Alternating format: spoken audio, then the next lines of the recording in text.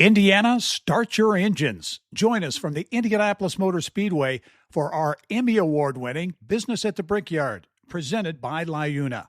All month long, we'll bring you exclusive interviews, features, and a behind-the-scenes look at how the business of motorsports and racing drive the Indiana economy. Business at the Brickyard. It's front row access you won't want to miss. Today's students, none of their educational journeys are linear. With Dina, she wants to be a child psychologist to teach her children about the past trauma that their Native American community has taken on for generations. Dina's journey, a testament to the mission of the Lumina Foundation, which has a singular focus to increase access to education and training beyond high school, giving more Americans a path to economic opportunity. Indianapolis-based Lumina is the nation's largest private philanthropy that focuses exclusively on higher education and adult learning. CEO Jamie Merisotis on Lumina's national reach, the impact of AI, and the foundation's lofty goal to get 75% of adults in the U.S. labor force with a college degree or credential of value. He's my guest this week on the Business and Beyond podcast, presented by PNC.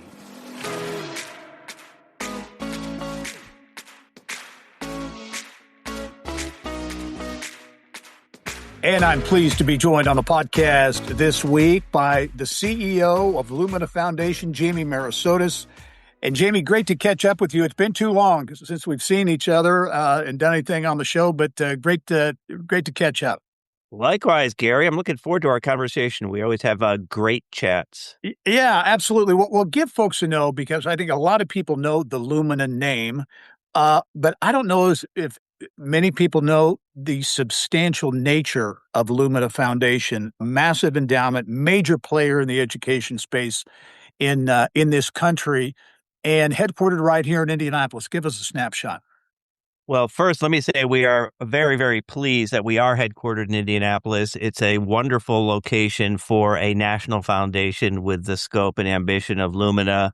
Yeah, we're one of the largest foundations in the country. We're focused solely on learning after high school, education and workforce training after high school, and we're focused on a unique approach to philanthropy in many ways, which is that we have set ourselves up as a catalyzing organization, a catalyst for the nation to try to achieve a time-limited quantitative goal. And we started in 2008 on our first goal journey, which was to try to catalyze the country towards 60% of Americans having a degree or other credential by 2025. We went from 38% in 2008 to 56% in 2024. So we came very close. And in 2025, we set a new 2040 goal of 75% of Americans having a degree or other credential of value. That word value is very important.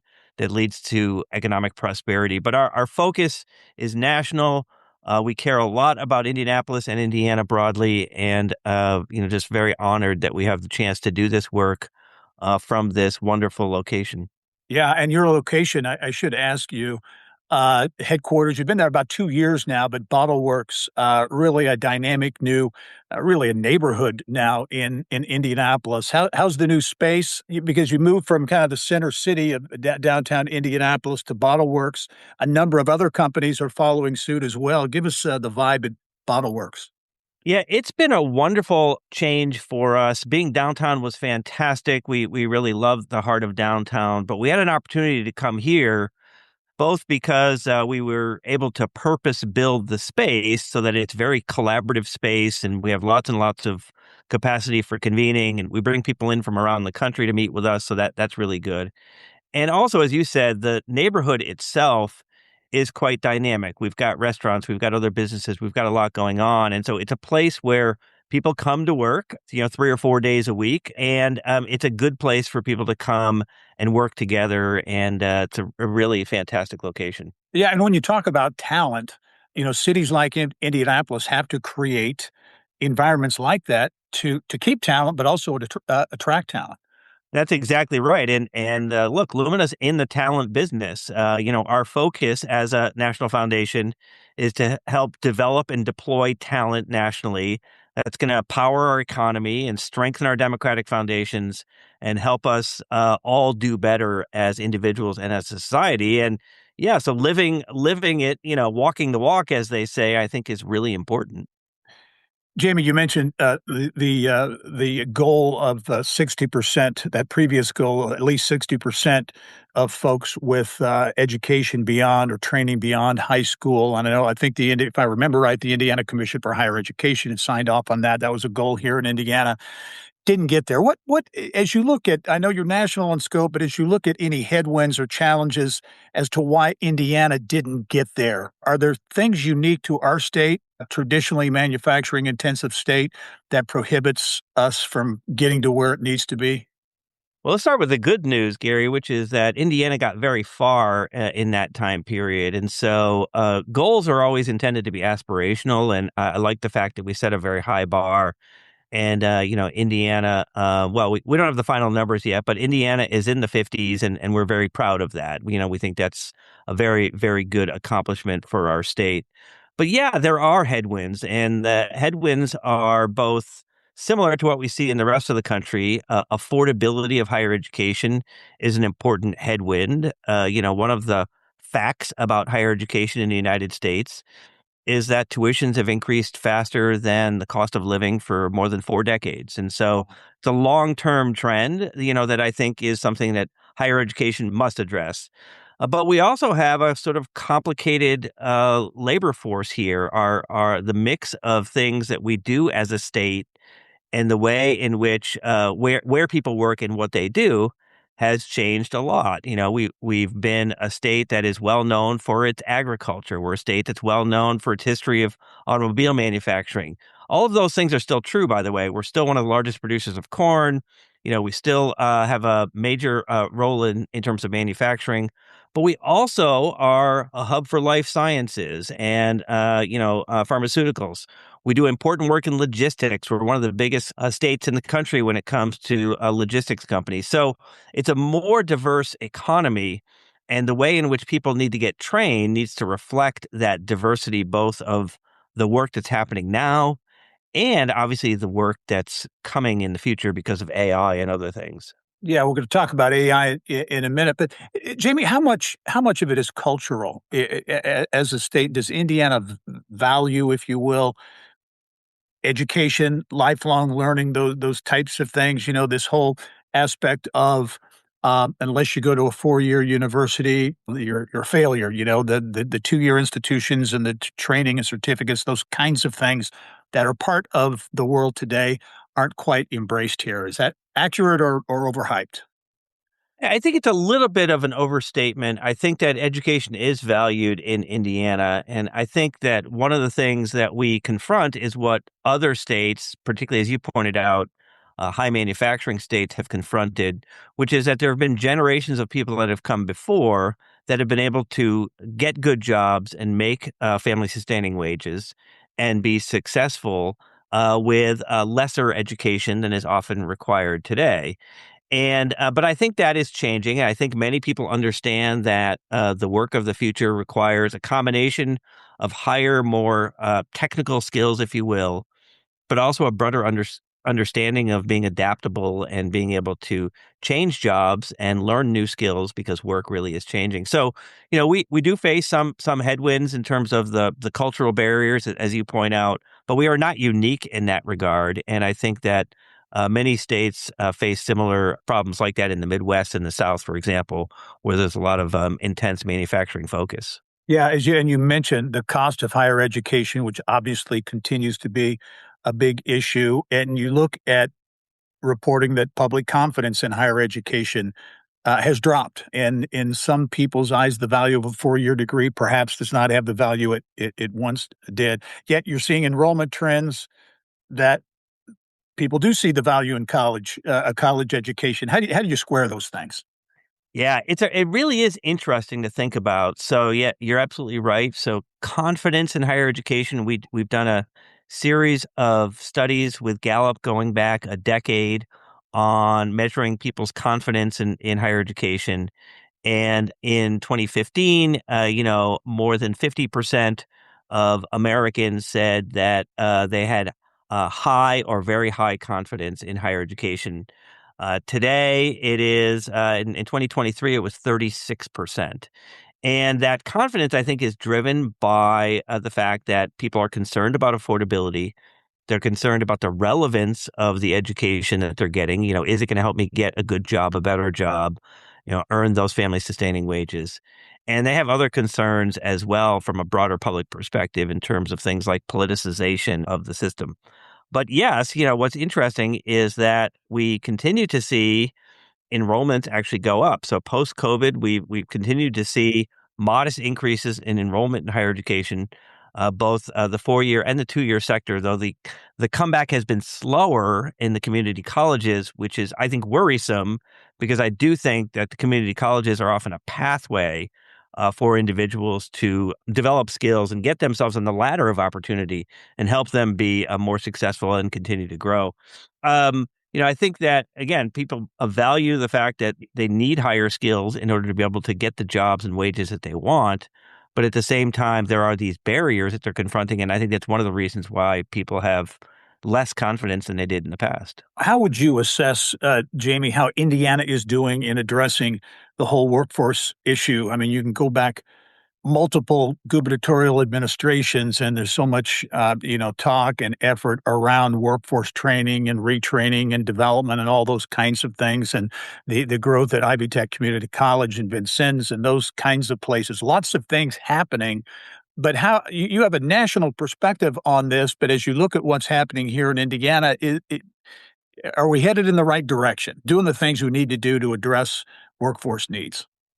It takes a village, to sort of get this system moving, and I think some aspects of it are moving. So I'll give you a couple of examples. One is CICP, the CEOs of Indiana Corporate Partnership, is a very important driver, I think, of this idea that we need more and better talent as a state, and there's lots of efforts going on under the umbrella of CICP in order to do that, in the biosciences and in manufacturing and in other areas.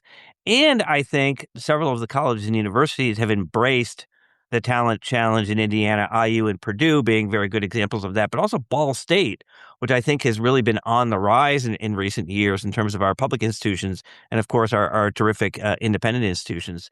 But yeah, we also have barriers and challenges.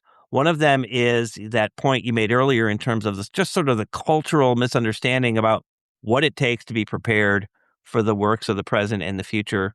And also, I think that, we are facing some of those headwinds that you were talking about in terms of the confusion about what I get from my education, and the fact that in many cases, both learners or learner workers, if you will, are not clear about what their degree or their certificate or their certification actually represents. And I think there's a lot on the shoulders of higher education to do a better job in being able to explain what you get from getting this credential from this institution. Yeah, and in terms of explaining that, because I think when you talk about education beyond high school, I think you call it a credential of value. What does that mean? What is a credential of value? So we've been having this conversation for a number of years in higher education, and Lumina put that idea of credentials of value into that new 75% goal by 2040 that we talked about. And certainly a sort of a non-negotiable in defining value is that you have to make more money than you would have if you only had a high school diploma. And so that's one element of it. And we talked to lots and lots of labor economists, and the delta, the change that we're looking for, is about 15% compared to a high school credential. That sort of multiplies over time. And we think that is sort of a necessary part of it. But we also think that in order to define value more clearly, I think we need to be more transparent about what your job mobility is. What kind of jobs can you get and in what areas? And also things like, are you able to be more effective as a participant in your community? I think in the world where AI is growing and people are more and more concerned about technology, they value interpersonal communication in community, and they want to know that their college degree or other credential is going to help them be a better participant in the community. Unfortunately, we don't have very good data on any of those things except for wages.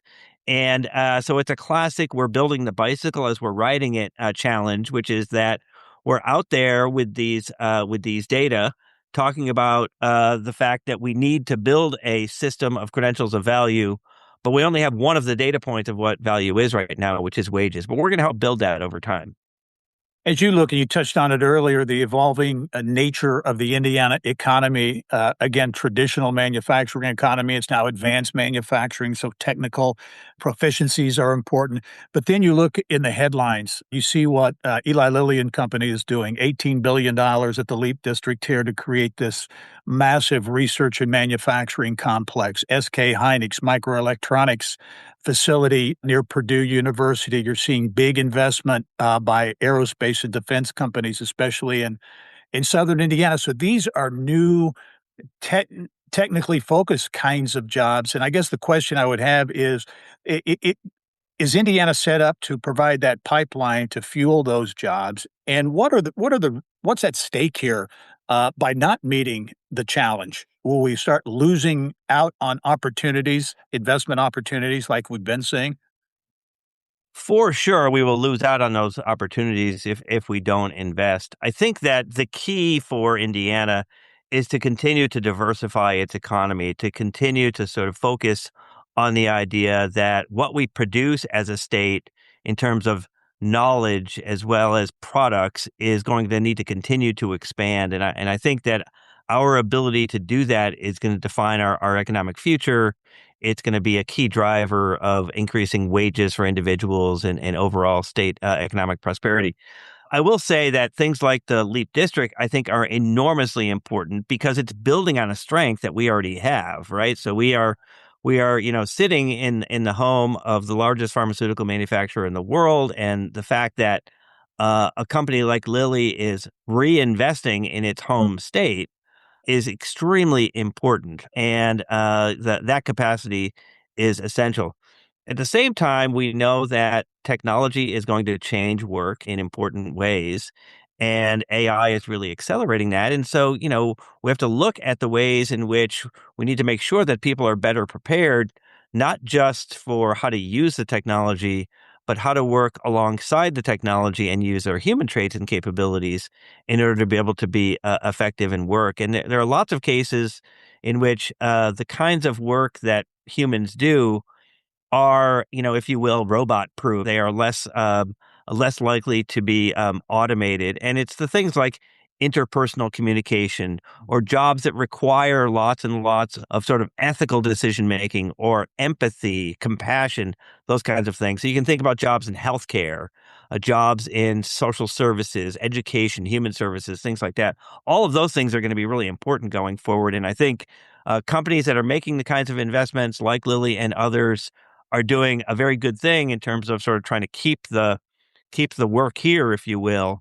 But we've also got to think more expansively as a state about, what we produce in terms of human capital and how that contributes to our shared well-being. What should parents be thinking right now as they're thinking about futures for their kids in this environment, especially those maybe who aren't prone to maybe go on to a traditional 4-year college or university, and maybe who are concerned about a future in this more highly technically skilled economy? What should parents be thinking or about their kids' future? I think learning is essential in this environment. Not everyone needs to go to a 4-year college or university, but I think everyone needs to prepare themselves beyond high school for the work that's ahead and seeking out those opportunities, whether it's at Ivy Tech or Vincennes, or whether it's at a different kind of technical institution, or whether we see more and more technology-driven strategies. There's work happening right now in terms of AI universities and wholly AI-driven entities. I think we will see that emerge in the short term, in the next couple of years, and it'll be interesting to see how parents and students react to the idea that their entire education could be driven through an AI platform. But at the end of the day, I think your chances of being successful, of making it into the middle class, of staying in the middle class, are much, much lower if you don't get a post-secondary education. It's sort of like, a game of musical chairs, right? Which is that there are jobs available that don't require a degree or a certificate or a certification or something like that. But the number of those chairs in the game are going down, and the number of chairs in the game that require that are growing. And so you've got to figure out which of those chairs you want to sit in. Do you want to work in manufacturing? Do you want to work in life sciences? Do you want to work in healthcare, what have you? And that will require different levels of skill and training. But you've got to be in that game, and that requires a post-secondary education. Well, certainly artificial intelligence permeating all industries, all of our lives, continues to do so, having a major impact on the workforce in Indiana as well. We'll talk about that, what it means, and a lot more when the Business and Beyond podcast with Jamie Merisotis continues. Stay with us. As a bank, PNC prides itself on being boring. But the truth is they couldn't be more excited to serve the dynamic Indianapolis community. For nearly 160 years, they've quietly toiled away to deliver brilliant results for their equally brilliant clients. They have dedicated PNC teams throughout the local area all ready to do the boring work to help you unlock your own brilliance. PNC Bank, brilliantly boring since 1865. PNC Bank, National Association member FDIC. We build Indiana. The Laborers International Union of North America builds and maintains roads, bridges, and other essential infrastructure that make us the crossroads of America. So thanks to LIUNA members' work, Hoosiers have a better quality of life, like access to utilities, easier routes to jobs, schools, or medical care, and deliveries keep moving. We build Indiana for good jobs and stronger communities. The Laborers International Union of North America. We are LIUNA. And welcome back to the Business and Beyond podcast presented by PNC. My guest this week is Jamie Merisotis, the CEO of Lumina Foundation, the education-focused foundation, nationally recognized, really globally recognized, based here in Indianapolis. Jamie, you've been, it's hard to believe, and maybe you feel the same way, 19 years as CEO? Hard to believe. That's great. You have seen tremendous change, certainly, as you look at workforce and talent-related issues. None more striking, I guess, than the advent of artificial intelligence and what we're seeing, the impact of AI. And I know you've said the real question isn't whether that AI is coming or change is coming, but if we're going to prepare for it. What are you seeing? Are you seeing the United States, and I don't know if you can drill it down to Indiana or not, but the United States preparing and being prepared for these changes or falling behind? First, absolutely. The pace of technological progress is unrelenting. It will continue. And I think at the end of the day, we will need to understand both what AI can and can't do. And over a number of years, I've written about the idea that technology has always changed work. It has eliminated jobs and it has created new jobs. That is, we go back to the industrial age, we go back to the early days of the internet, and now we're seeing this with the modern present with AI. I think the speed and pace of the change that AI is bringing is frightening to a lot of people. I certainly share the concerns about the lack of sort of parameters of safeguards around AI that I do think we need to address primarily from a regulatory perspective. The regulation is hard. You don't want to sort of impede innovation. You want to make sure that you get the regulation right. What I do think is important is that we understand that AI has the opportunity to create new jobs. And I think we're in an environment right now where most of the news is about AI leaders, primarily the five big platform providers out there, talking about the fact that AI is able to identify tasks that people can do, perform those tasks in a very discrete way, and it sort of takes it out of the hands of requiring human intervention. And while all that's true, it assumes that the kinds of work that humans do is finite. It is only one way of working. And I think human capacity and creativity and potential is so important to take into account here. And that's how, historically, new jobs have been created. And so, if you look back historically and you told, someone, even 15 or 20 years ago that there were legitimate jobs in the world of things like social media, they would have probably have said to you, "What is social media? I don't even know what that is," Right. right? Right. And so it's recent history, and we don't understand that technology will give us the opportunity to create new jobs, but it will be very, very disruptive. And I think it sort of underscores the importance of being broadly prepared to be adaptable, to be someone who can change as the nature of work changes, which is why I think that this idea of continuing to prepare yourself for the future from a learning perspective is really important. And I think employers, by the way, have an important role to play in this, not in just the traditional way in which they have sort of supported training for their employees to perform the tasks that they're doing in the current job, but also preparing them more for their future jobs and for the future work they'll be doing. If you were advising a CEO in Indiana right now, what's the most important investment you think that companies can make to prepare for the future of work? Yeah, I'd say investing in employee training and education is extremely important. There's very, very good data on this, by the way, that investment in employee training actually results in higher levels of productivity for workers and actually improves profitability. And there's studies from the Harvard Business Review. Lumina's done some of these studies as well historically, in which the employees that get trained not only gain skills, but their engagement is higher, and therefore they tend to be retained more, which means the recruitment costs are less, which means the profitability goes up.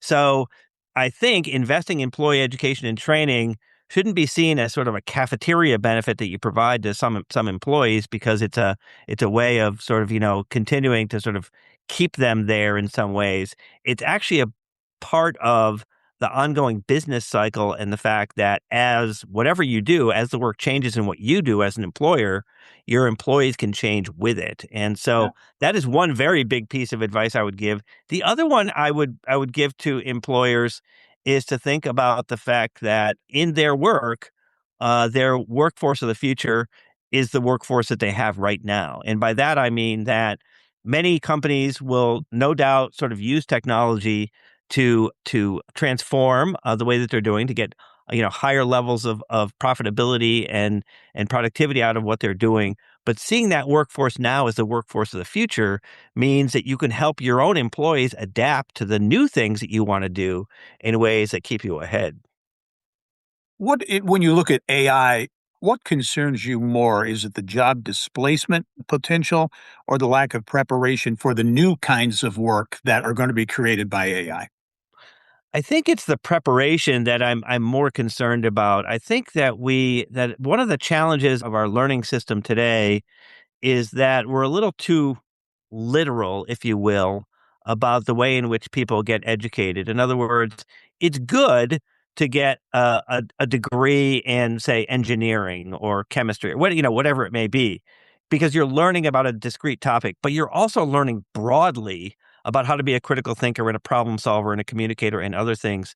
And being more understanding about the fact that we want to prepare people both for that specific technical skill that they're going to need to do, graphic design or whatever it is, automobile repair, whatever it may be, but at the same time understanding that adaptability is really important, is critical to this work going forward.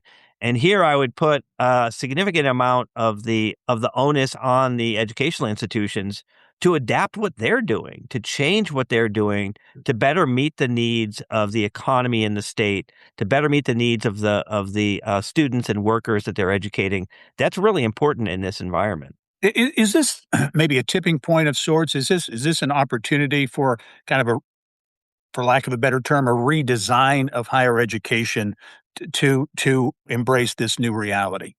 I do think so. I think that two things can be true at the same time. One is that the United States and a state like Indiana has had some of the best education in the world in terms of what happens in higher education institutions, and those institutions need to adapt and transform themselves very rapidly in this environment. And I think that transformation is going to require everything from the business side of the equation, right? Sort of the back office, if you will, to the way in which teaching and learning takes place, and the price that they charge students and what the degrees and credentials actually mean.